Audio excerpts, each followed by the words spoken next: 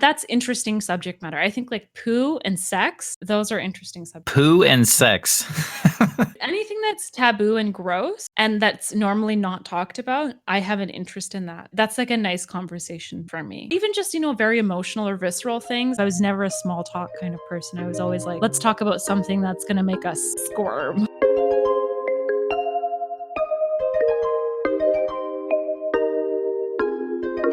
Welcome to another episode of Bite-Sized Biographies, the podcast of life stories. My name is Corey Thorpe. If you'd like to send in your story or tell your life story, visit bitesizebiographies.com/story. And if you have a friend who enjoys stories, please share this podcast with them. Be sure to listen until the end of the episode for some extra information about this podcast and a promotion for another podcast you might enjoy.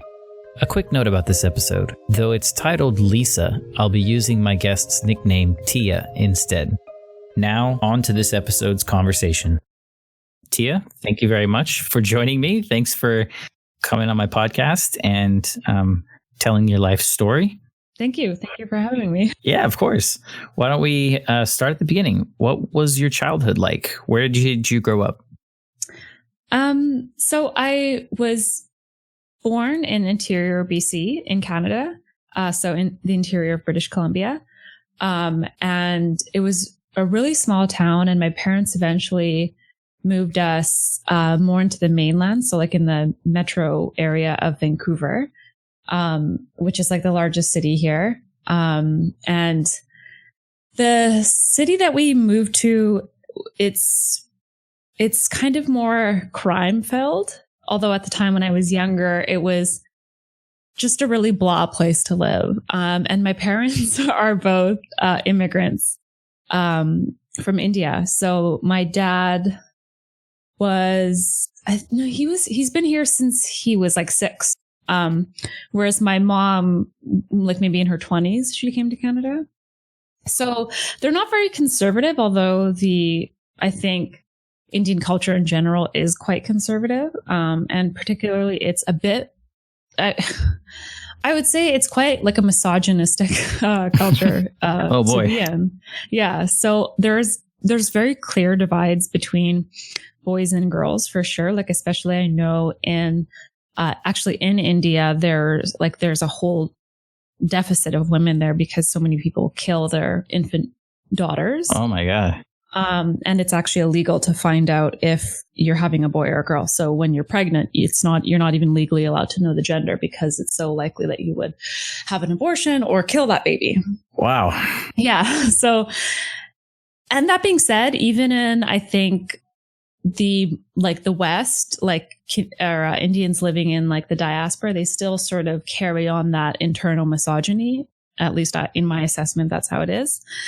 So I do have 2 brothers, and I have an older brother and a younger brother. And so there was like a little bit of a divide between us as well, because they were both put into sports, and I wasn't. My dad was an athlete as well. So he was like a national or international athlete as well. So when he and my mom had kids, they put both of the boys into sports. And a lot of my life was wrapped around that. So there was a lot of athletic sort of stuff going around, physical training, having to work out was very common for me from a very young age. And it's always been, and now as an adult, it is important to me, but back then it really wasn't important to me. And it seemed like sort of like a cage, like this thing that you had to, waste your time on. And I don't know, it didn't really interest me back then. And my brothers were training and working out for, 6 hours a day sort of thing as we were growing up. So I want to pause you for 1 second. This is going to sound silly, but what is diaspora? It's people that live, so outside of the main country. So like, let's say if you're from India or China and you're living in America. So like people from India typically immigrate to the UK, Canada, or the US. So all those other places where there's large populations of people from a certain part of India, we would say it's the diaspora, or, alternatively, if you're Chinese or something, right? So you could say I'm Chinese living in the diaspora. living in another settlement, right? So even in the Gotcha. community I currently live in, there's quite a bit of Indian people here. There's quite a bit of Chinese people here. So they can kind of cultivate their own sense of community again outside of their country of origin. And you said you were born in the interior. Does that mean the middle part of the province, or does it just mean not on the coast? It's kind of like the Caribou area. So there's just like a bunch of small towns there that kind of, it's not along any sort of like coast or anything. It's just literally smack in the middle. In the middle. Yeah. How old were you when you moved from the middle to the side? Maybe 5 or 6. When was your younger brother? You have an older brother and a younger brother. When was your younger brother born? He was just 1 year younger than me. Yeah. Yeah. So there was definitely a lot of, I wasn't really connected to my siblings when I was younger. So I would say from, age, 6 to 15, they were just always very separate from me because they were pursuing their athletic careers and developing their athletic careers. Whereas I was on my own a lot. So I became very independent at a very young age because I didn't really, I wasn't pouring my time into a sport like sports or self-actualizing myself, in the physical realm like they were. I was just sort of chilling, the forgotten sort of person. So you mentioned the sports and working out and stuff. Were you also doing it, but just not pursuing a specific sport, or did that come later that you did it? No. So I didn't really connect with my dad. So, working out or pursuing a sport was like, if I did that, I would have to be around him more. And that didn't really appeal to me. I wasn't really connected with him. I was very disconnected. I am even now very disconnected with him. So I just tried to stay away from it as much as I could. I was also, sort of fat when I was a kid. I was sort of like, I wouldn't say, because my family standards are such that they don't really align with the general standards, but like in my parents' eyes, I was overweight, although I would say in general, I was just chubby as a child. And so another thing I think that sort of punctuates our culture is the importance of female beauty. And that comes in the form of being slender, having fair skin, being tall, being lean, all those things. And I wasn't those things as a child. So I feel like, my parents weren't really too concerned with me because we have so many family members and our community here is so large, reputation was quite important to them as well. So my brothers were often trotted around because they were, these superb athletes, who were very physically beautiful and everything like that, as a point of, a reputation building for my entire family, I would say. Even my grandparents were quite proud of that. And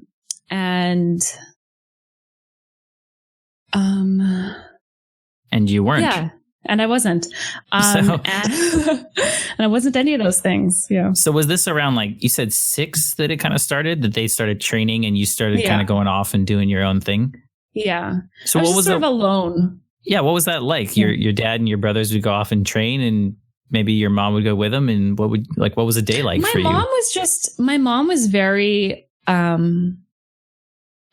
she just wanted to do her own thing. She's very into reputation and appearances. So she would be, I don't know, just somehow more involved with that. We weren't too we did have family events and stuff like that. Like we would go on little trips and have experiences together as a family. But I would say on the day to day, she was often just watching TV or whatever. And I was, in my imaginary little world, hanging out with friends or playing independently. So that was a typical, I mean, I don't know if you remember being 6 very well, but that was a typical day for you as a child. Was you were with your friends, or you were doing something on your own? Your brothers and your dad were off doing their thing, and your mom was off. Yeah. I would say too that I was just really unhappy as a child. I felt really, I hated being around my family. I was very unhappy in that way. And also I think, even though I was too young to understand, the female male dynamic, I had internalized some sense of I'm not as, worthy as maybe my male siblings were. So I was very unhappy I mean, with all the, all that attention being placed on him, I could certainly understand how you could come to that conclusion. Yeah. It wasn't even necessarily the attention. It's just like when you sort of feel like dismissed in light of, but that being said too, I was not too involved with my family. I've always been on my own and independent, even psychologically. Like, how sometimes people feel a part of something. I never felt a part of anything.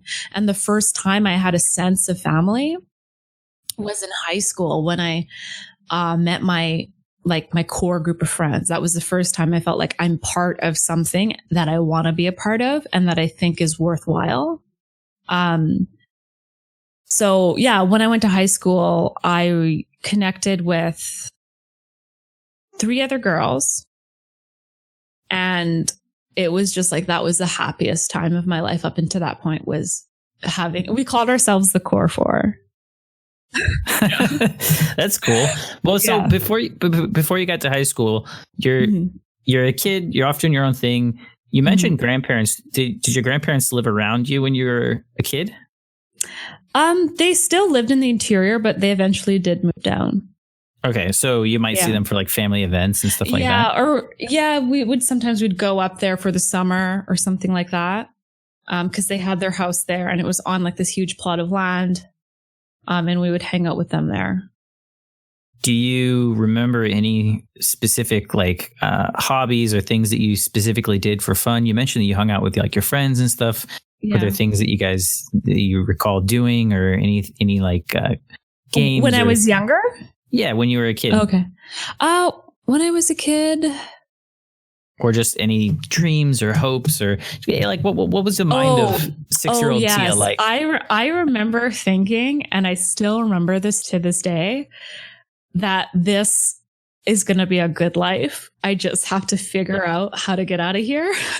As if like, yeah. So like, as if like, and I've described it like this before too, as if there's a light, but there's a whole bunch of craps on top of it and you just have to dig your way down. But I felt at my base nature is joyous. That's what I felt. I felt like the very nature of my being is to be very happy and elastic.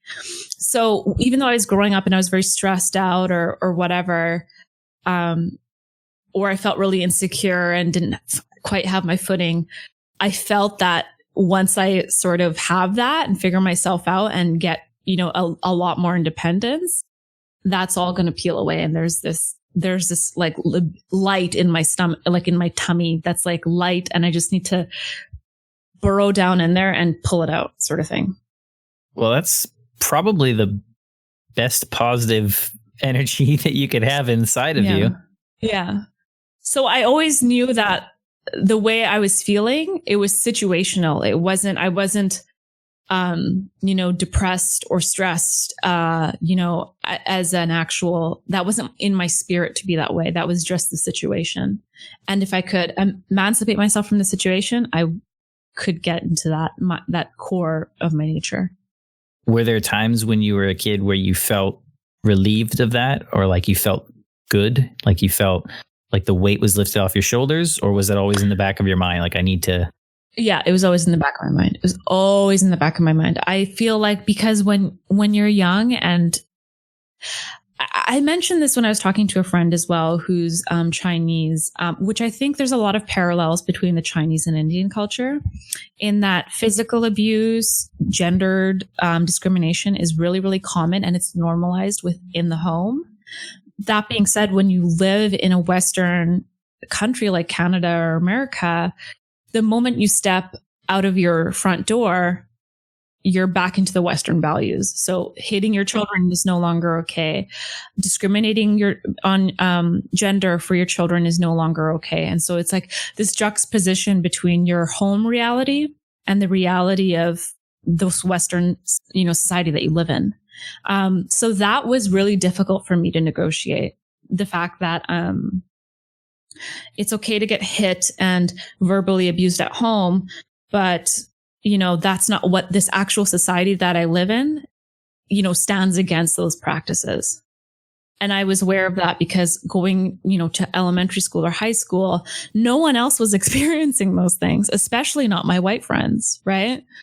So it was like, oh, this is so weird and I would get this feeling too, when I would be walking away from my house, that like, I was walking out of a fog of a certain way of behaving in a mode of reality. Right. Just like, the more I wanted to be more in that society that was with which my values aligned with more, because I didn't believe in the things that were sort of happening in my home. I thought, which were very emotional. I think ethnic homes can sometimes be very rooted in emotion and reputation, whereas society, like at least in my understanding of it, is more based in logic and having reasoning behind certain action, right? Because it was very chaotic. In my mind, my home was very much just chaos, right? No deliberation in how things were done, no deliberation in the way we treat each other or what we do. My parents were very, like basic people. They weren't cerebral people. They weren't thoughtful people. They were very preoccupied with superficial things and superficial pursuits, in my opinion. You mentioned a few events, like physical events or verbal events. But then previously you mentioned values. For example, you said that you perceived your own value as maybe lesser than your brothers, your male brothers. Yeah. Did you see those value reflections in your peers, or as a child, as a young person, how did you interpret? Maybe you had a friend who had a brother. Did you think that she was valued less in her home, or did you think that only happens in my house? Sorry, I should say though, even I don't think I understood that being chubby or being female made my parents or the wider maybe society that we like our ethnic community think less of me, but I actually never felt that. I've always been really, really secure in myself. And I remember thinking that my parents' opinion isn't really worth anything. And that's even my disposition today. I'm very much rooted in my view of myself. I inherently have value because I feel value in myself. It doesn't matter that I used to be or I am ugly or whatever. It transcends that. And it always, even as a child, I was like, I don't give a fuck what my parents think. So you didn't feel devalued, but you acknowledged that the cultural pressures that you saw. Yeah. No, like I knew that being unattractive in this sort of cultural society made you worthless. I understood that. You mentioned women before as well, female. Yes, women, right? But I didn't internalize that, in that I saw a basic value in myself that I pretty much always had. And now as an adult, I've been able to manifest that more. But as a child, I'm sure I absolutely had general insecurities and things like that. But I was not an innately insecure person. And that's one of the things that I'm always really in awe of, is if your literal parents or your immediate family maybe doesn't think that you're worth much, but you as an adult become very confident. I think that's kind of cool, because you weren't socialized in that way or, ever made to think that. Because the question that I was trying to drive at was, I'm curious if as a young person, you identified that these values or some of these values were part of the culture of the diaspora, as you put it, or your group of people, and not the culture of the Western civilization that you lived in? Or did you just think, oh, a woman is just less important across the board? I understood that's the way that like it's sort of viewed within our culture, but I've never fully subscribed to that ever, or ever felt too moved by it, because I think the moment you're outside of that environment, I don't actually feel any sort of gender discrimination within my actual society. And that's kind of what I was getting at. So that's very interesting to me. It sounds like once you mentioned like leaving this fog or leaving your house, it sounds like once you left, even as a young mind, you were able to really understand the stuff that is outside of my home, I see as normal. Yeah. I think one of the things, though, I think is what makes mature children is when you have a lot of adult experiences as a child, you become mature very early on. So you start thinking and realizing about these, weird patterns and things like that as a child, because you're having adult experiences as a child, right? And you're faced with these interesting sort of conundrums that make you think about the way we move in the world and the way we are in the world. Whereas maybe a child that grows up in a really secure house where everything is done with a lot of intention and deliberation doesn't have those moments of needing to make sense of what's happening because their parents, do that for them. Do you think that you still had that childhood experience, even though you had those adult experiences that made you maybe a little bit more conscious of what was going on around you? So were you able to still be sort of naive and blissful and ignorant and just kind of like play on the playground and not be stressed about adult stuff like other kids? I think to a degree, yes. I think I was. I think when I left my home and I was just with my friends, I was able to shed that until I came back home. So I would say, yes, I did have a normal childhood as long as I wasn't around things that were too heavy or mature subject matter for my age. But yeah, so it was in high school though that I really sort of started to connect with other people and sort of start unraveling things more for myself. And it was I think I was in 8th grade when I met my best friend. And I remember seeing her and just seeing her in the gym for PE and knowing oh my God, there she is. That's the girl. That's the girl for me. Yeah, that's my best friend. And it felt like love at first sight. It absolutely felt like love at first sight. And I was this feeling of I'm going to get to know this person. We're going to love each other very deeply. So we became friends and so her name's Catherine and we had 2 other girls that we were friends with as well. And we were when did they come along? They were actually with me from elementary school, but we hadn't fully connected until high school and we hadn't fully sort of created our little posse. And I kid you not, you couldn't have a more wholesome experience, because I know a lot of people think girls in high school, they're very catty and there's a lot of drama, internally and stuff like that.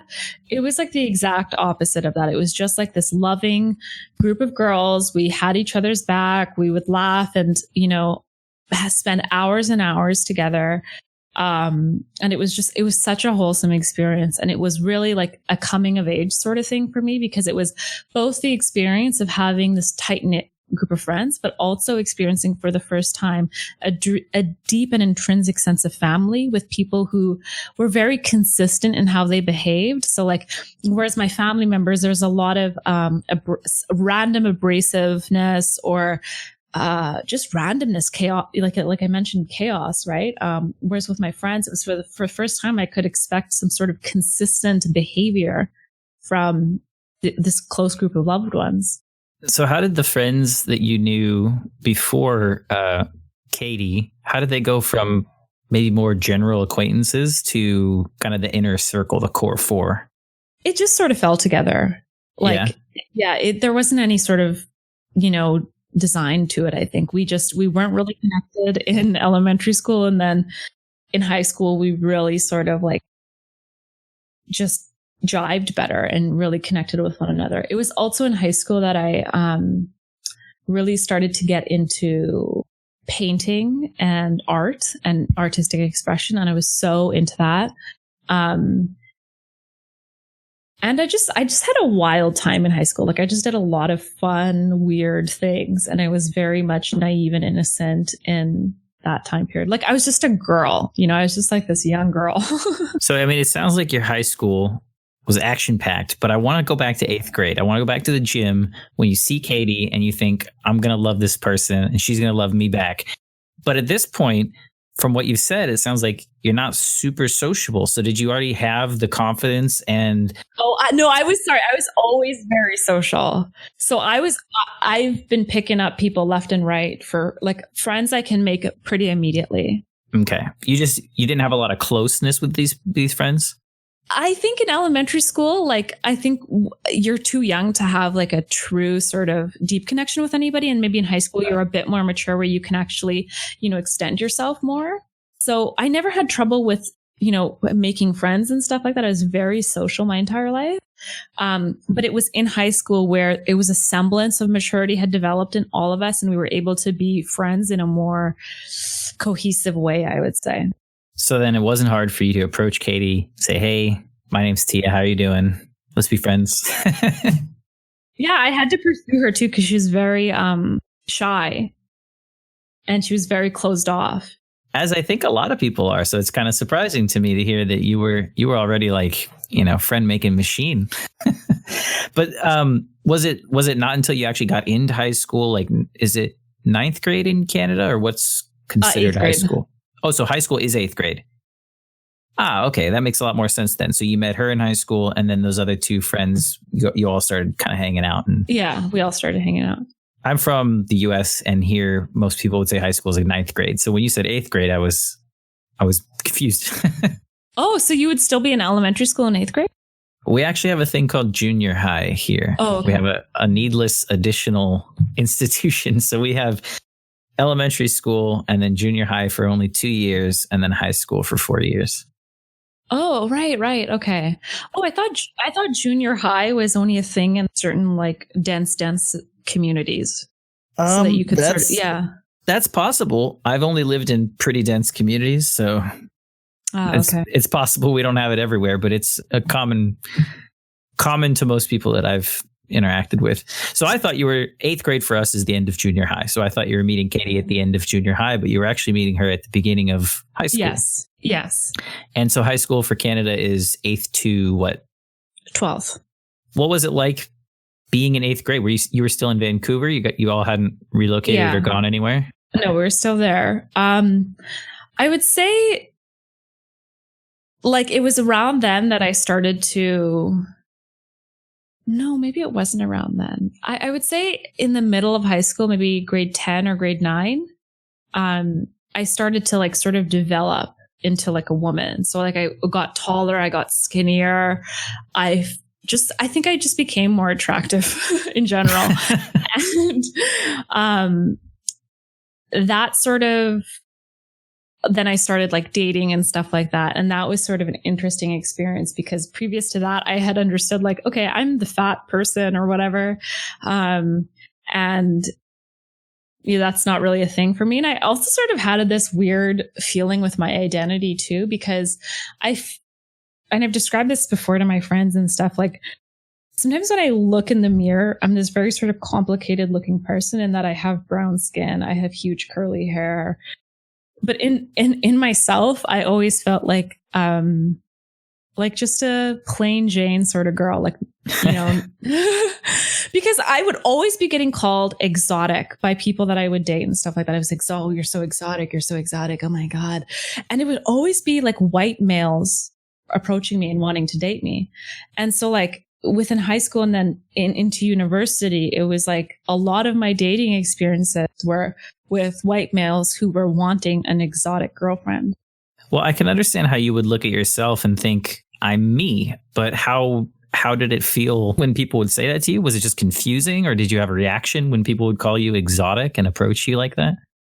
I think people want to be differentiated, right? And so maybe I liked it at some point, but then I quickly realized that it was a point of like, white people accessorizing with your otherness, right? Like your visual difference. Cause I think sometimes we think like, let's say if we see a white guy with like this very exotic looking girlfriend, we ascribe to him this idea that he's cool. He's worldly, right? So like I would have a lot of experiences where people would approach me and say things like, what's your ethnicity and stuff like that. Because I think so from the part of India that I'm from, it's like it borders so many other countries. And so we're very ethnically, we're not really pure. We're very mixed. And so we have a lot of different looking people. You can have a very dark skinned person with very straight hair and a cute little nose. Then you can have there's just a lot of disparity between how they look because they're very mixed, right? So then people were constantly thinking that I was another race or something, or as a mixed race person, but I'm not a mixed race person. And yeah, so it was then really that I realized that a lot of people who didn't know me, like beyond my core four and everything like that, I was this complicated looking person that had this mystery ethnicity or whatever. How does it feel? Both, how does it feel and what is your response when someone comes up to you and says that? I don't think I've ever had anyone ask me in my life, what is your ethnicity? So what is it like when someone comes up and says, what is your ethnicity? How do you feel? What do you say to that? Oh, it was so common that like when me and my friends would hang out or we'd go and like do activities and stuff, that someone would use that as a, not a pickup line, but as a way to start a conversation with me. So I would do this funny thing where every single time I would just change it. And this was so funny for me and my friends that I would do this because I would just pretend to be like, today I'm going to be Greek and Irish, or today I'm going to be from, I don't know, Iran, and I'm going to be Iranian today. Could anyone ever tell? No, they would say, oh, cool. That's cool. Because I think when you just have like a medium color of brown skin and then you have curly hair, like you have olive skin and you have curly hair, you could be from anywhere. Like it's not really, you don't look at that and think, oh, that's an Indian person or something. You just like, that's an ethnic person of some sort. So you could just be like, oh, I'm Lebanese and, something else. I don't know. You could say that and it's believable. As you described, you became a woman or maybe grew into yourself or whatever phrase we want to use. How did that go over in your house? Did you feel like you were getting more respect because you looked different? Yeah. Yes. My body really, I became really lean and skinny, and I started to work out more.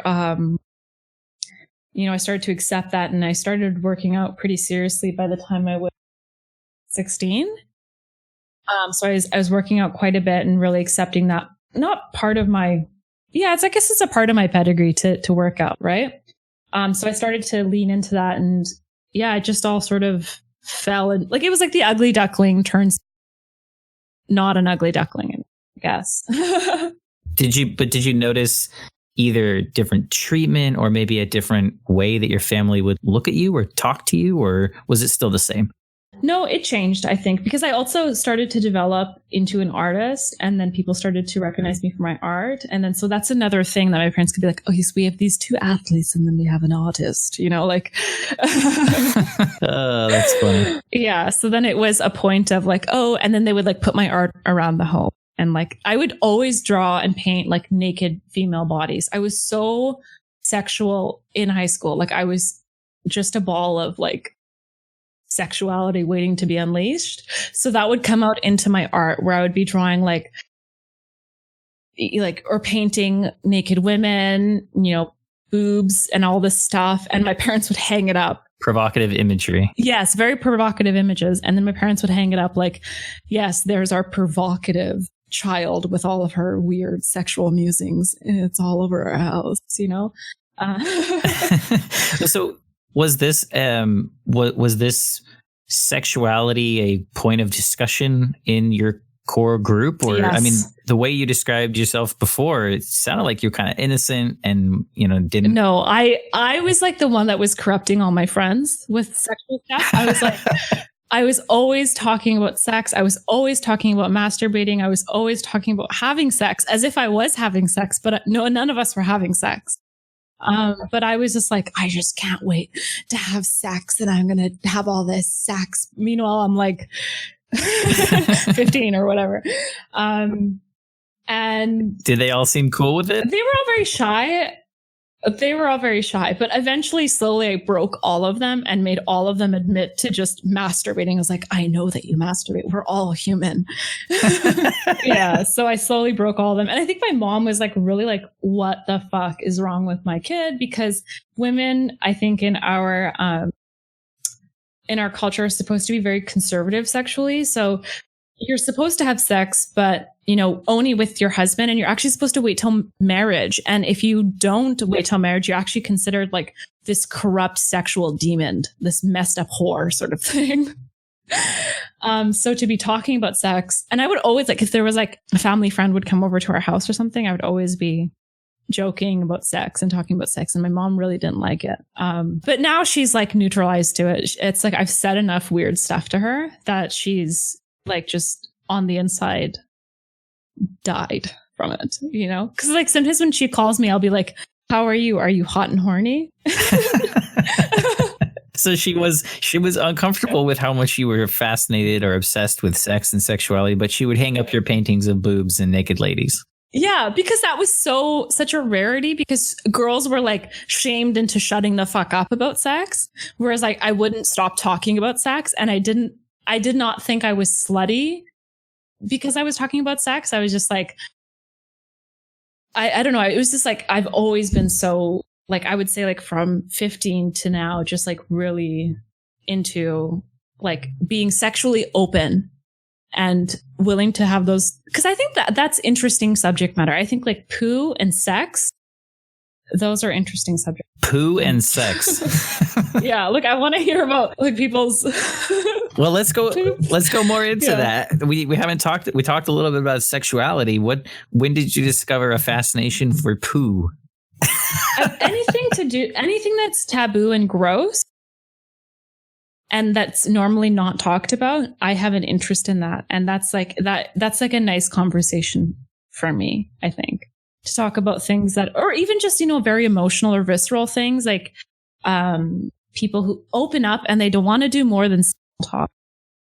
It might be about their trauma. It might be about poo. It might be about sex. It might be about a hernia that they have. I don't know. That's just like what has always interested me. So I was never a small talk kind of person. I was always like, let's talk about something that's going to make us squirm. Well, I think poo and sex, you bring up either of those, I think most people will be squirming in their chairs. Yeah. So 15-year-old sexual obsession, Tia, how was your relationship with your brothers and your dad at this time when you're hanging up naked lady pictures all over the place? Were they like, yep, that's cool, that's fine? Or were they made a little uncomfortable by this kind of strong female presence in the house? We're all very, like, as a family, we're very not phased by it. So I know, like, for me and my brothers, there's no topic that's off limits. We started to really come together when I was 16, I would say. Our relationship started to develop at 16. My older brother, he's very complex. Like, he's like an onion, and I'm always peeling back new layers. He's very protective. Whereas my younger brother is just a sort of goofball. And he's always laughing. And, he's my older brother was like a moral guide for us. Whereas my younger brother was this sort of person that was very bad to the bone, bad boy. How much older is your older brother than you? He's 4 years older than me. Yeah. Oh no, maybe he's 3 years older than me. He's 4 years older than my younger. Would you say there was a specific catalyst that led to you forming this kind of bond with your brothers at 16, or was it just happenstance?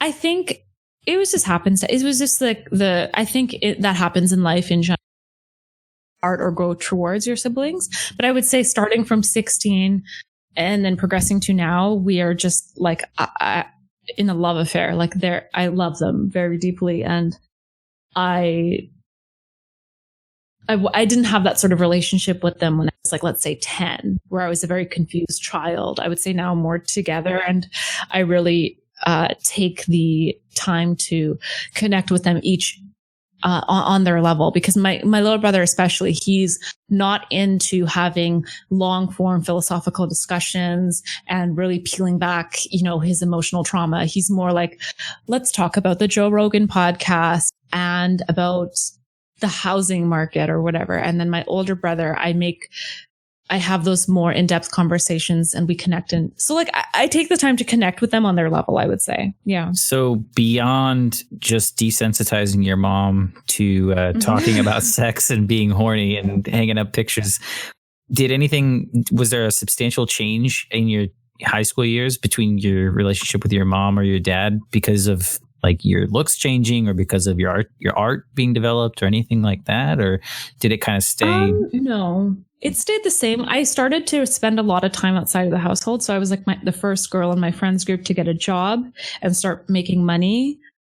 I started to date a little bit, although as much as I talked about sex, I was deeply actually really nervous about it and I was not having sex. Yeah. And it's always the person who's talking about it that's probably not really happening in high school, right? I started to work a lot and I would work at like cafes and things like that. And I started working around 16, pretty much immediately when you're legally allowed to work here.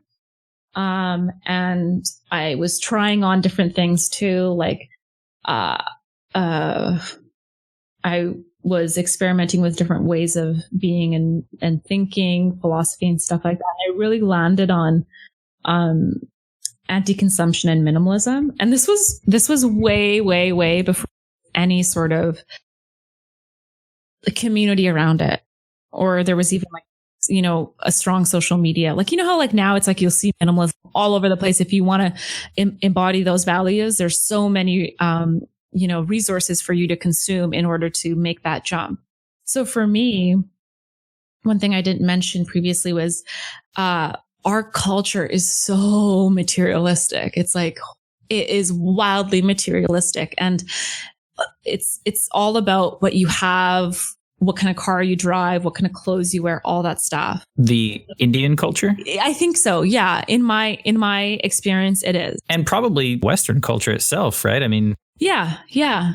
So it's like the perfect marriage of things, right? So my family is very materialistic and our childhood was very like, for me at least, I was so crazy about toys and clothes and all that stuff when I was younger. So when I was in high school, I had this phase of consuming like luxury clothing and stuff like that and wearing this stuff. And then I just stopped. I just did this year of like a no-buy year. And I just went so hard in the other direction of minimalism and anti-consumption. And that's when I started my journey. So I would say I was 16. Was anyone in your high school doing that? Or was it like you just had this epiphany? No, I just was like, fuck this. This is so dumb, It was like you in Vancouver and Marie Kondo in Japan simultaneously had inspiration from beyond of minimalism's the way to go. Yeah. So it wasn't even, I wasn't like reading a book about it or anything. I just was taking stock of my own home and my own culture and my own, even with the girls in my grade, I think, and then thinking, this is not for me. I don't want to define myself by the stuff that I wear. And I stopped buying stuff. And it was pretty weird because in the context of my family, a lot of things were centered around consumption. So trips to the mall, buying new clothes, especially my mom is constantly like every single year updating her wardrobe and all that stuff and constantly getting new clothes. And I think it's offensive to people too. I think when you say I'm not going to be doing this very common thing anymore. So people felt a little bit attacked but I stuck with it and I still do it to this day. I think it's sort of weeded certain people out for me too. Like I would say in regards to dating now, it's like I have to date someone who is minimalistic because we cannot be together if you're not. I don't want to do trips to the mall. I don't want to receive gifts. I don't want to give gifts. I don't have those same markers of like even I would say for me, it's twofold too. Like I don't, it's about the physical experience of like consuming things and then creating your identity out of that. And it's like it has a spiritual impact on you if your conception of yourself is outside of yourself, like if it's in the material realm, right? So it's not just about like environmentalism for me. It's also about your sense of self, the impact on the spirit. Yeah. And the sense of self and creating the identity through what you have. Right. So yeah. Yeah. So it was twofold for me. It's very interesting to me that it just came to you. Did the decision to embrace that happen gradually for you? Or did you just say, look, I'm going to do this now? And then you tried it and you just kept doing it?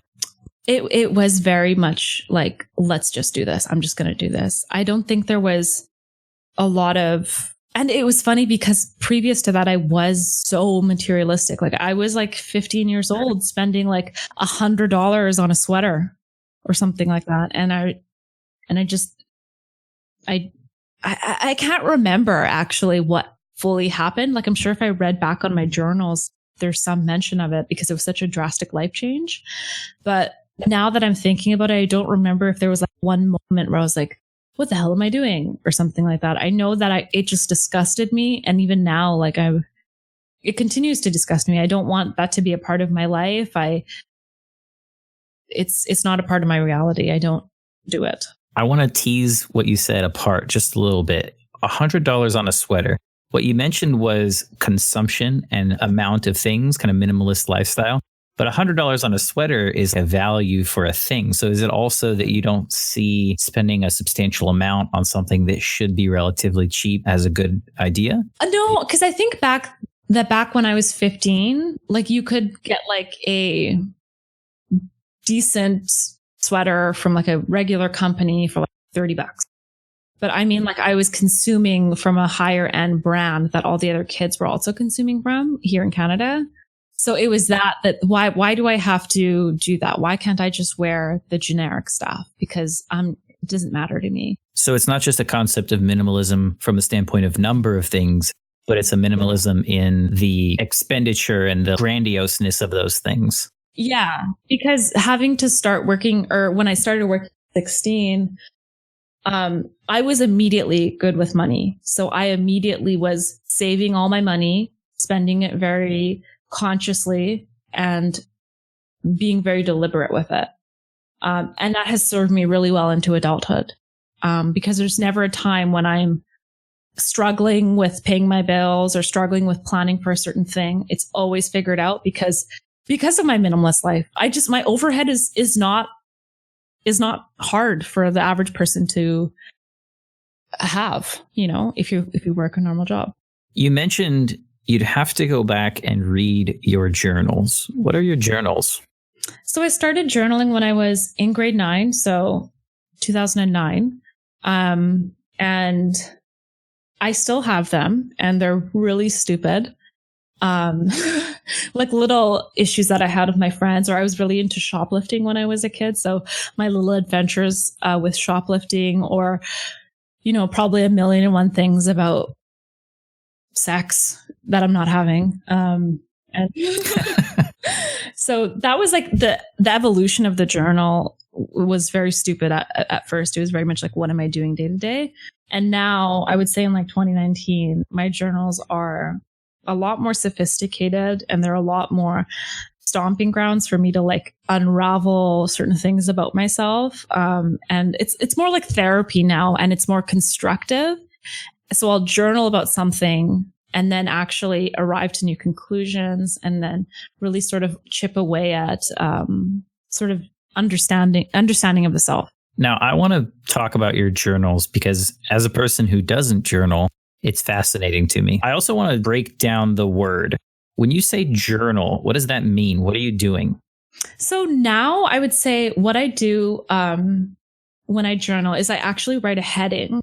So I'll write like December 22nd, and then I'll write dealing with, I don't know, whatever I might be dealing with, like dealing with hatred. And then I'll journal about that. Like, really struggle with feelings of hatred or anger or rage. And I'll try to dissect why that's happening, or the origin of that, and how I'm sort of working to combat it. I might write about events. I might just vent about stuff. It's really just an exploration, and there's no, one of the things I hear from other people, the reason why they can't journal is because of the need for perfection and consistency. I don't hold myself up to those standards. So sometimes I'll journal and I'll write like really messed up stuff about like if I'm in a fight with my boyfriend, and they'll be like, it's really messed up entry assassinating his character. And it's just in a place of just like pain that I've written that. And then I'll look back at it and think, oh my God, like chill out, honey. But I won't rip it out. I won't discard it. I'll keep it in there. That was just how I felt that day. And it's fine that, you know, whatever. But I sometimes laugh because I want all my journals to be open so anyone can sort of pick them up and read them. So when I write these disgusting, foul things about a person that I'm angry with or having a trouble with, like let's say with my current boyfriend, I've written all these things about it. What if my child reads that? And what if he's the father of that child and the kid's like, oh my God, like, yeah, what the hell? But yeah, so I want them to be open, you know, in a couple of years post, you know, producing each one. So I would say like my one from, you know, 2009, I'm comfortable with somebody reading that now because that's a whole different girl. I was going to ask you that. I mean, it's been 2009. It's now 2019. That's a lot of stuff for people to potentially see. Have you always had this mindset of a year or two later, it's okay if you read it? Have you ever been scared of someone reading it the next day or finding it? No. I'm like, I actually, every time I write, it's like adding to this body of work almost. And I know that in order to make that body of work sort of, valuable, I want to share it with other people. Even if it's just my own children or my nieces and nephews or something like that, it's just so cool. I think like have your mom or your dad have a journal and that you can consume it, you know? I can understand consuming it later, but you've never been scared that someone might read a scathing attack on their character the day after when you've calmed down and you're not feeling that way anymore? No. I just trust that no one's going to violate it. Cause the people that I have in my home, I don't think they would pick up my journal and read it. And if they did, you know, then they might find something that they don't agree with or feel comfortable with. But it's not very often that I write, you know, in a heightened emotional state. But I'm saying it has happened. I get exactly where you're coming from, which is I'm not just letting strangers run through my house and pick through my drawers. Yes. Yeah. So where was I? Yeah. So I had a journal. I was working in high school. Were you a server or a waitress, or what job did you have? I was just a barista. A barista. Okay. At a coffee shop or a restaurant? Oh, it was always coffee shops, and I'd work, you know, I'd get different jobs all the time. And I was very good at getting jobs. And I really loved being a barista because it's like you're the best part of someone's day. So you'd have like all these positive experiences with so many people. Did you drive? No, I didn't drive until I was older. So I would just take transit everywhere I would go. And yeah, so then eventually I graduated high school and I did get a scholarship for art, but I didn't end up pursuing art. I didn't want to do that. I wanted to always have art as my own private personal thing on the side. Rather than to try to make a career out of it. So yeah. And I think a lot of people expected me to, but I didn't.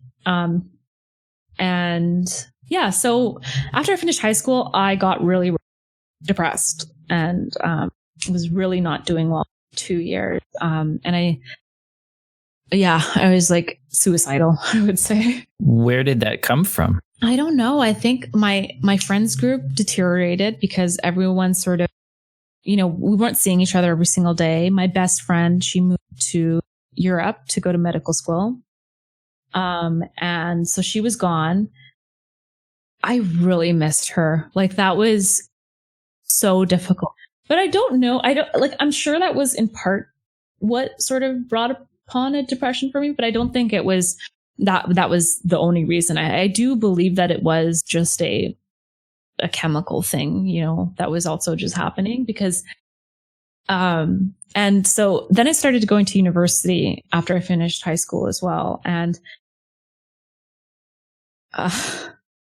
I started going to university and I was like suicidal at the same time. So I was just like on autopilot and, just going through my classes and going through my days. And I'd often like wear the same thing every single day. So I'd wear the varsity sweater for the university And then I'd wear like just regular pants and shoes. And I would just be like going to school looking like just like you could see it on my face. And it was really funny because previous to my depression, like I was dating and stuff. But then when I became depressed, it was like I could not attract a friend or a lover to save my life, because I felt like when you're depressed, you have like this aura around you of just heavy. You're just heavy, right?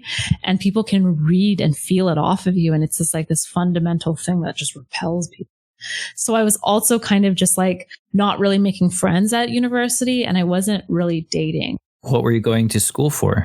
I was going to school for communication. When you were offered that scholarship for art, was it a difficult decision, or were you automatically like, no, I'm not going to make that my profession. That's my hobby? Yeah, it was pretty automatic. I knew that I didn't want to do that. Was communication the automatic second choice, or did that take you a while? No, I did take a lot of different subjects in a lot of different disciplines. And then I took one of like the entry level courses in or programs in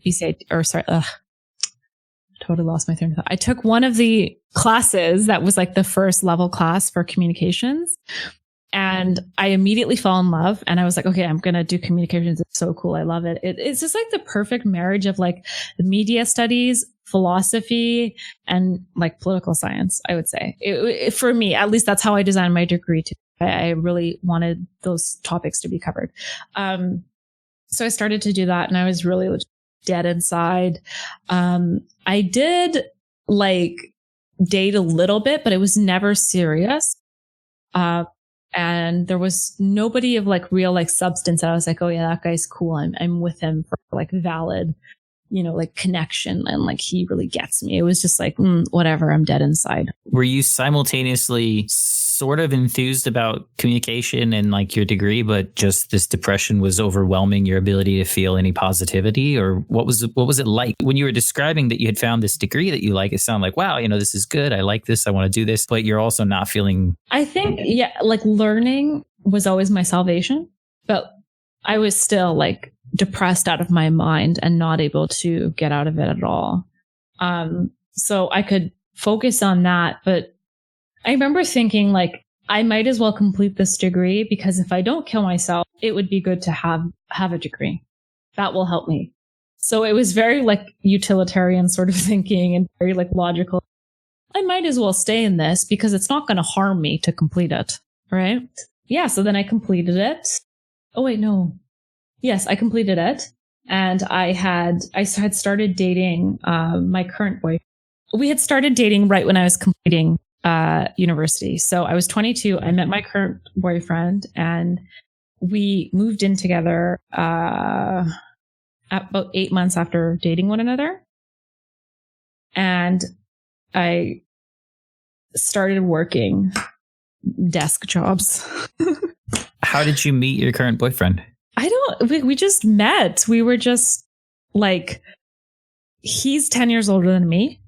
And so I didn't think of it as a serious relationship at first. I was very much focused on dating people who I had enjoyable sex with.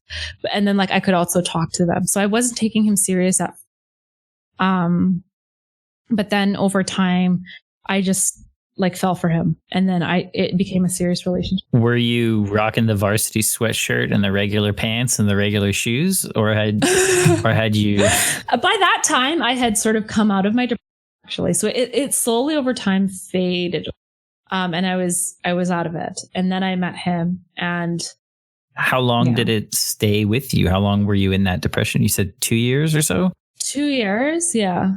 So like even towards the end of university, I was. So like for the first 2 years, I was like deep in it, deep in depression.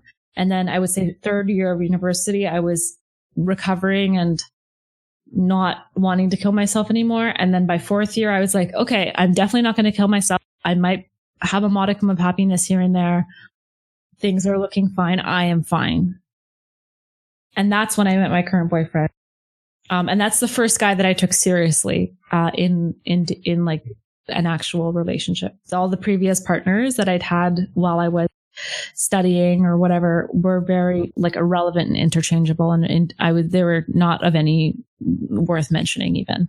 Although I did have a few boyfriends that I had for a year. They were just kind of more like, yeah, like I'm exclusive with this person, but they're not like, I don't care if they fall off the face of the earth tomorrow. Like they're interchangeable.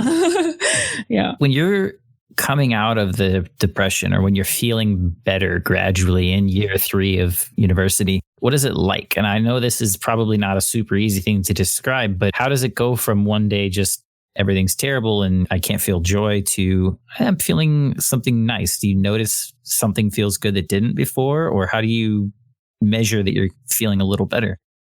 It's hard to say, but I think what it was the gradual coming out of it, because I think there was times when I was like, okay, I want to kill myself. I want to die. And then maybe in the next 6 months, you don't want to die. You're okay with living. And then 6 months later, I'm like, you know what? Living is not so bad. I like school. I'm fine. Everything is chill. And then slowly, you find that you have more good days than you have bad days. And that's how it sort of, it like evaporated and then it was gone. And now it's like totally gone. For me, like I would say when I moved out of my parents was such a game changer for me. I didn't realize how I needed to live alone. And I think we all have these sort of, these requirements for a good life. And for me, I learned that, oh my God, I need to just live alone. That's very important to me. I cannot live with family members. I can maybe live with my romantic partner, and that's enough. Like I can't have roommates. I just need my own space and I need my own security. And having my own apartment felt so secure because there's no one there to make you feel uncomfortable or to say something abrasive to you or to randomly have an outburst or to blast TV. It's your own space. You have complete control over it. And there's no one there to interfere with your existence. So moving out for me was immediately like I went up like 5 notches on the happy scale. And when did you move out? When I was 23. Had you finished university? So I'd finished university, and the place that I live in, it's incredibly expensive to buy or rent. We're in a housing crisis here. Vancouver, yeah. So like people will live with their parents until they're like 30 years old. Like it's really weird here. So like you'll meet somebody, it's very common, especially people of, like immigrant parents, to not live independently. They all live together. And it's very still like a thing of contention for my family that I don't live with them because my 2 siblings continue to live with my parents, and they will continue to live with them until they purchase a property either here or somewhere else. So it's like people just, it's a very scary place to buy or rent, I would say. But yes, so I started to rent. When you started renting, did your family react negatively because you were renting and they said, why don't you live with us? Or was it, why did they have that negative reaction? I think it's a cultural thing too. Like it's, daughters are not supposed to live externally because I think it's like you're supposed to protect their, like their chastity almost, and like make sure that they're not having sex. And the fact that you're living outside of your, parental home or whatever it's like very frowned upon. It's like, why does she possibly need to live outside of her parents' home? She must be, like needing to like have sex and is maybe a prostitute. I don't know. It's really, really weird because nobody in my ethnic group like does that. It's very uncommon. Beyond the prohibitive cost of the Vancouver area, it's a cultural thing. It's a cultural thing. Yeah. So lots of people don't do it. And, but I did. And I was immediately like so much happier, so much happier. And I think the next biggest challenge in my life was, navigating like work, because I started to work, at a desk job. And that was like so messed up for me because I couldn't do it. Like I couldn't, the commute there to the office, sitting in the desk for 8 hours, and then being there for 8 hours and then commuting back home at like 6 and having nothing left. It was like devastating for me. It was so devastating for me. And I was like, okay, here's chapter number 2 of like things to overcome. Having nothing left in the day. Yeah. And like, how do I negotiate work and life? How do I negotiate not having access to myself? Because I didn't have access to like enough of my time to be creative or to engage with my body physically, like exercise. My body was drained. My butt would hurt from sitting. Like my back would hurt from sitting in that way for so long. I hated the social experience, the fakeness of having to talk to all of these different people about nothing worth talking about. No one was talking about poo or sex, you know? Except maybe HR. Yeah. They were exclusively talking about, reports and numbers. And I was like, guys, come on. There's so much poo and sex to talk about. Yeah, so much poo and sex to talk about. So I felt like an alien to myself and I was so depressed. So like I kind of had my second wave there, but it was very situational. Situational as opposed to internal. Yeah. So I needed to figure out how to solve this problem for myself. And the solution I found was I needed to find out something I could do from home. Because I thought as long as I can work from home, it's going to lighten the blow from like a punch to like a pinch, right? Is that a phrase or did you just come up with that? I just came up with that. Wow, that's pretty good. I think you can market, you can shop that around. I think people could start saying that. I'm going to start saying that. Oh, God. So what kind of job were you doing that you had to go and sit at a desk all day for? I was doing marketing and communications jobs. So, but like that term, marketing and communications, is so ambiguous and like weirdly meaningless because I would go to my jobs and they would be so excited to have me on, but it was a bullshit job. There was no, I was not creating any value for the company. So in some of the positions, I was working 2 or 4 of the 8 hours. And really, I knew internally that I'm not producing anything of value actually going to translate to money for this company or more, whatever you're trying to get here. It was just meaningless. And I was exhausted and scared about like, how can I do this for 40 years? I just can't. I'm going to die. I'll kill myself. I knew that I was going to kill myself to keep doing that. What did you think you were doing there if you didn't feel like you were producing value? Like, why would they have you around? There's actually a book called Bullshit Jobs, which really delves into it. It's like about a company companies wanting to be like prolific and hire on people because that's the marker of success, right? You're hiring employees and employees are being tasked with certain things that will eventually help the company. The thing is there's a lot of disorganization and chaos within companies and they don't realize that, the social media coordinator, she's doing work for 2 hours because you don't understand what she's doing. To you, she's creating graphics and all this stuff, and that's difficult. But for her, it's quite easy, and she's pumping out those pieces of social media content so quickly. And maybe writing was easy for me, so I was just like, it would take me a fraction of the time. I would be like reading other things, doing other things. Sometimes if my boss wasn't in the office, I would go for 2-hour lunches and just chill. And so, so I needed a solution for this. And I started to try to figure out what could I do from home.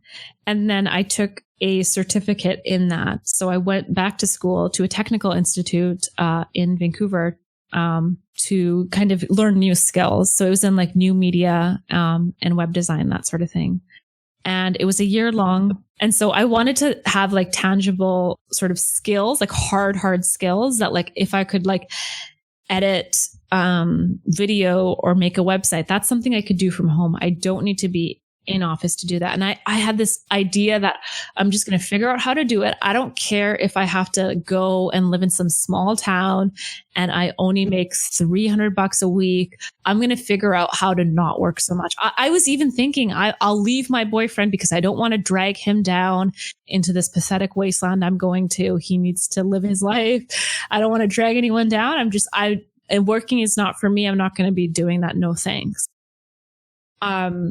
And so I went there and I did that program and it was a challenging year. It was very intense. This particular. Were you still working? Yeah. Oh, you mean at a desk job? No. Cause me, the saver, I had saved every last dollar I needed to take that program, without needing to go to school or start going to work. So I went to school full time for a year. And after that, I started working pretty immediately, remotely from home. And it's been pretty sweet ever since. So how long did you have to do the grueling 8-hour desk job for? I did that for a year. And then in that year, I think I knew within 3 months that this is not sustainable. I knew it was sustainable for other people. And I'm not saying that it's impossible for people to live like this or be like this. Just for me, it wasn't in the fiber of my being to live that. I just couldn't.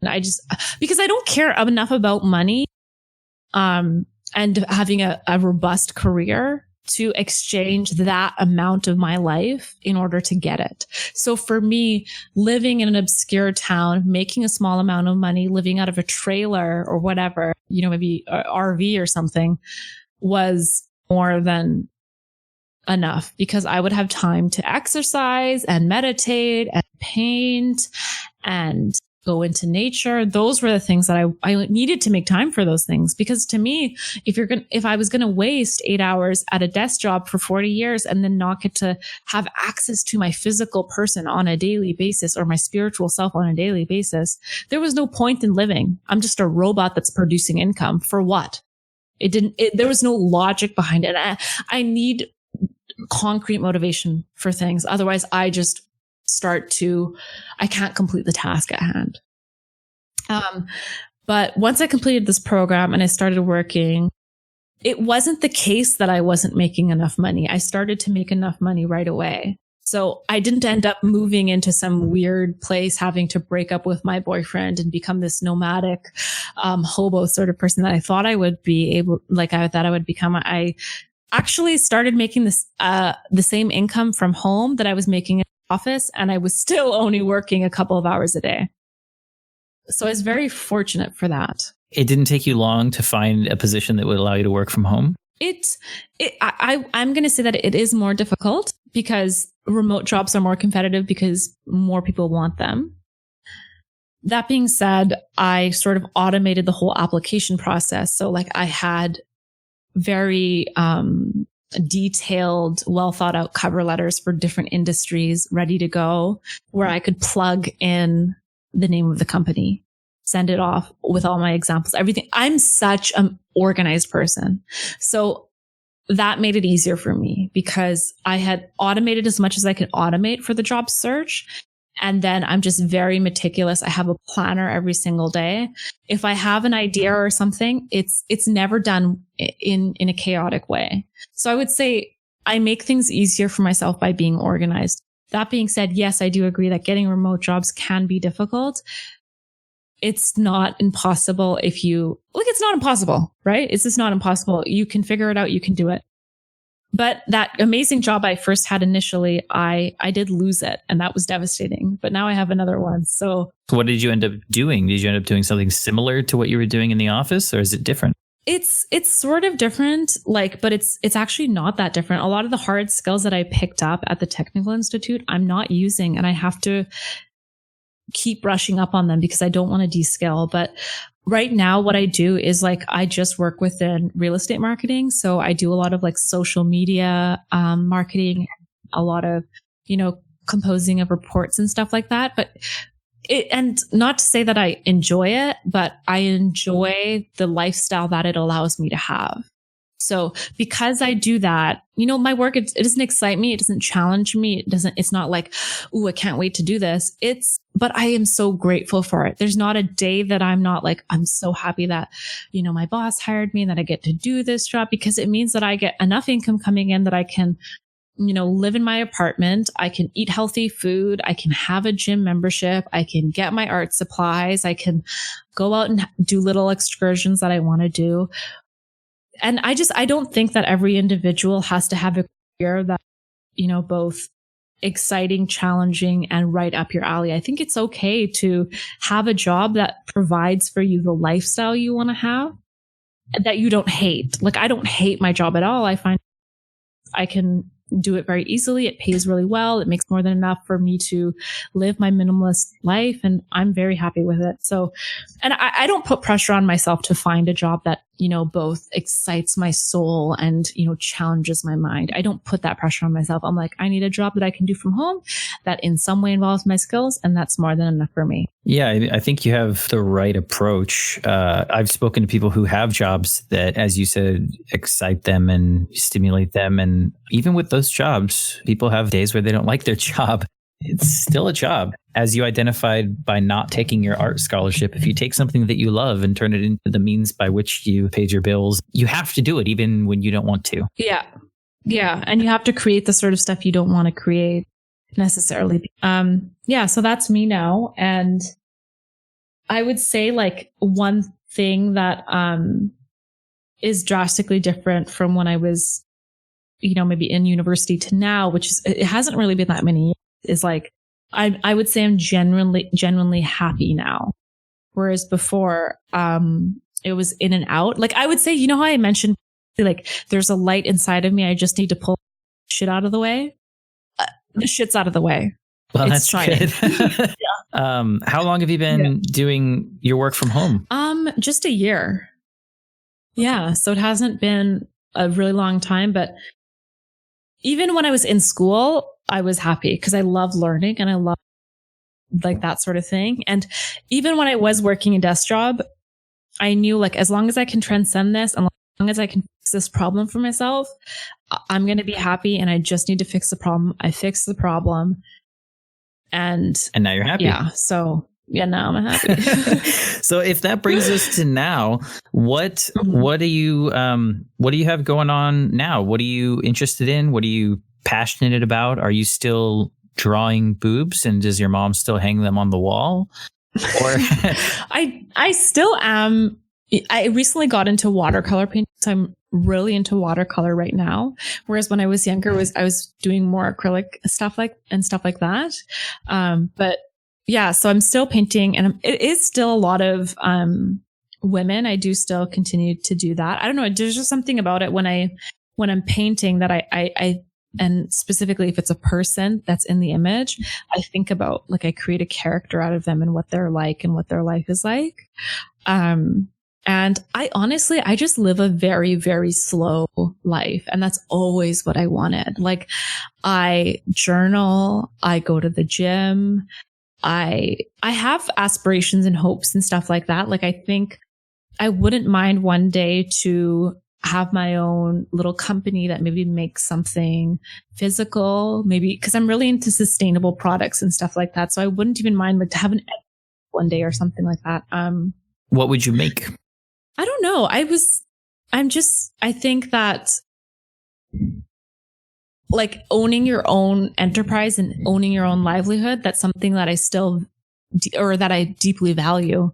So I think working for another company, it is something that I might do for a few more years, but I think ultimately I'd like to own my own livelihood. So even if it is just meaning being a freelancer or something like that, because I like the idea of being in control. I think when I had lost that first amazing remote job that I had, it really awoke me to the fact that, an employee doesn't have a lot of, there's not a lot of security in it. And the moment they don't want you, you're gone. Right. But if you build and create your own enterprise, you're at the front of that, and you can, through determination, hard work, and organization, create something that's sustainable in some capacity. And I like the idea of being sort of like the master of your own destiny. So although I'm not maybe necessarily on that journey right now, I know that in the future, that's something that I really value and hold. I think for me, that's something I would want to do. And I'm not talking about, like creating a huge company. I'm talking because my lifestyle is very, sort of pared down. Sure. So in Minimalist. order for me to sustain myself, it's minimalist. So in order for me to sustain myself, I don't think I would need, I think my budget right now, it's like, I would say $1,200 a month. So as long as I make that, you're good. You're good. I'm good. Yeah. So I would just maybe want to have a little, even if it's just a side hustle, you know? Sure. Yeah, I understand. But I'm very content with the way my working life is going and the fact that I can work remotely. I don't think there's a day that I'm not grateful for that, especially because I see the way that other people grind themselves down and burn out. But that being said, I also think that if you don't want to work a 9 to 5, it's completely accessible to you for you to learn some skills and then slowly phase out of that. I don't think that this is some, exclusive group of people. I think it's quite open, especially because you can learn so many things online. Yeah, you definitely can. Mm-hmm. And yeah, I think I would like to be married too. And I think I'm leaning towards wanting to have a child one day. That's something I've been a fence sitter on for a while. But actually since moving in with my boyfriend, and I was really surprised to realize that I love like the typical sort of gender role of a woman, which is like to cook, clean, and to make sure everyone's comfortable. I've really fallen that role, and I could, in extension, see myself as a mom now in a way that I couldn't have before. With one child, 2 children? How many? One. Okay. Yeah. 10? No. Well, before we wrap it up here, I want to give you the opportunity to have any kind of closing thoughts. If you have anything that you've thought of, it sounds like you kind of just rattled one off there, but if you have anything else. I think, I do have one closing thought, which is, and I was having this discussion last night with a friend of mine who is currently depressed. I want to say that even for those of us who are going through extreme depression or suicidal thoughts, or just in a really bad place in their life, maybe they're around their toxic family members and they're very young and they don't have a means to not be in that environment, that the potential for joy and happiness is more available to you than you might think. Because I remember being in the depths of depression and then thinking, I'm always going to be depressed. I had lost sight of that little warm fire that was burning in my belly. And I had this thought that I'm just going to be depressed. That's it. Life is bad. Life is sad. And I'm never going to be able to find a way out of it. And then now on the other side of that depression, and maybe it's because I've cultivated this mindset through my practice in gratitude and everything like that. But I think it's accessible. I think happiness is possible in a way that maybe you don't realize when you're depressed. And so that might be my one from my life, is that life is a lot more elastic than you think. Life has a lot more potential than you think. The problem that you might have now, like for me, for example, is working from home. That was another working in an office was a huge issue for me. The things that you think are going to be your demise, it's not necessarily true. It might just be a story that you're telling yourself in your head. Well put. Tia, thank you very much for joining me, for sharing your story, for sharing your wisdom. Okay, thank you so much. That's the end of this episode's conversation. If you enjoy this show, please consider suggesting it to a friend and rate us highly wherever you listen to podcasts. If you didn't enjoy the show, let us know how we can improve it at bitesizebiographies.com/feedback. One of my goals as a podcaster is to help you find things you might enjoy. Up next is a promotion from a fellow podcaster. If you enjoy it, why not check out their show? Please note, this is not a paid promotion. It's just an attempt at helping you find a podcast you might enjoy and helping fellow podcasters connect with audiences that enjoy their work. My name is Rob, and I'm host and guide to Songbirding, a new relaxed pace birding by ear podcast that takes you into the breeding territories of a number of bird species in Midwestern Ontario. You can find Songbirding wherever you get your podcasts, or visit songbirding.com.